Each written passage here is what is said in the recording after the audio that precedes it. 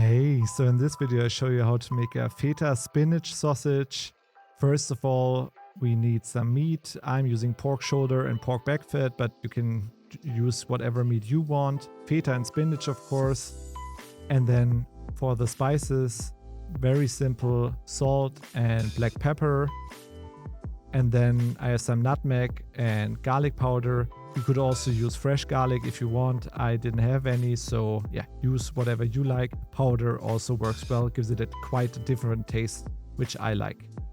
First, cut the meat into cubes or strips. My meat was frozen, that's why it is so perfectly cubed when I cut it.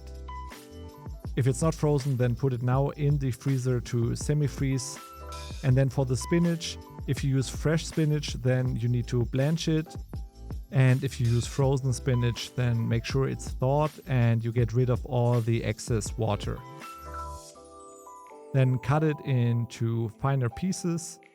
This way they will distribute evenly throughout the sausage. Do the same with the feta cheese. And then you can mix the spices and grind them.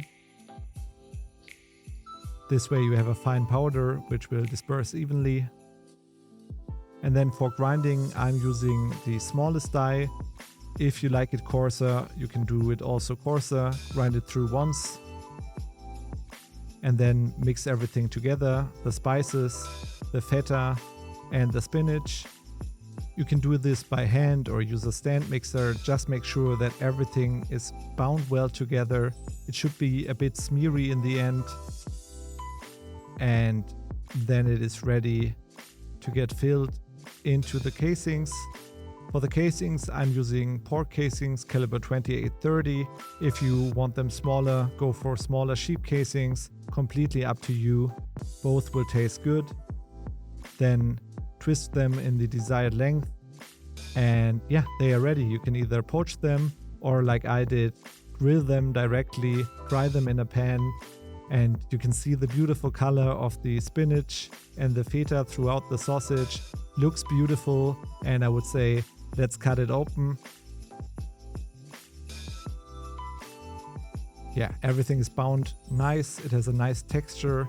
And here you can see the feta and the spinach. Give it a really nice look.